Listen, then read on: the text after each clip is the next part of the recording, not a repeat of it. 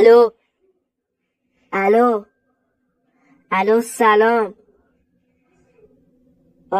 آره خودمم، محمد قلیم. گونی دیگه ندارم. گونیمو انداختم دور. دیگه بچه ها رو نمیندازم تو گونی، چون همه بچه ها خوبن، پدر مادرشون اذیت نمیکنن، به پدر مادرشون کمک میکنن، به حرف پدر مادرشون گوش میکنن، کمتر با گوشی بازی میکنن. اگه زیاد با گوشی بازی کنید چشاتون ضعیف میشه، اونطوری دیگه نمیتونید دور اطرافتون رو ببینید، نمیتونید دیگه بازی کنید. پس با گوشی پدر مادراتون کمتر بازی کنید. من همه بچه ها رو دوست دارم، چه پسر چه دختر فرقی نداره. حالا میخوام براتون یه دونه شعر بخونم قبل از اینکه برم. اگه دوست دارید همگی بگید آره. حالا که همتون گفتید آره، براتون یه شعر قشنگ میخونم. سلام مثل بهاره، گل و شکوفه داره، بوی قشنگ دوستی همراه خود میاره. وقتی سلام میکنی شاپرکا میخندن، بالاشونو برامون وا میکنن میبندن.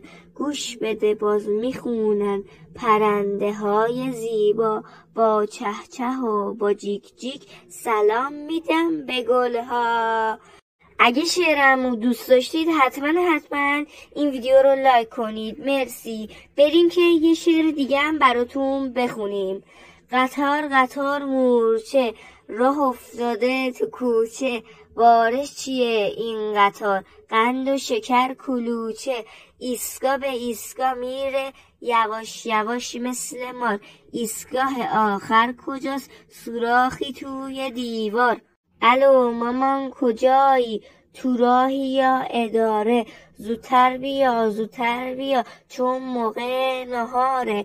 اینجا کنار سفره منتظرت نشستم، هنوز غذا نخوردم با اینکه گشنه هستم.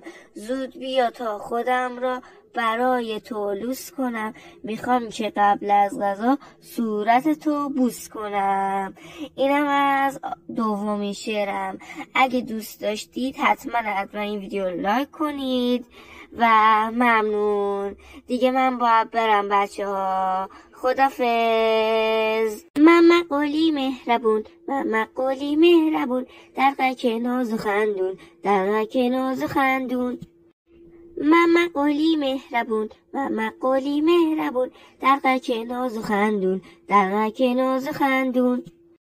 ماما قلی مهربون، ماما قلی مهربون، در قک ناز خندون، در قک ناز خندون. ماما قلی مهربون، ماما قلی مهربون، در قک ناز خندون، در قک ناز خندون. ماما قلی مهربون، ماما قلی مهربون، در قک ناز خندون، در قک ناز خندون. ماما قلی مهربون، ماما قلی مهربون، در قک ناز خندون، در قک ناز خندون.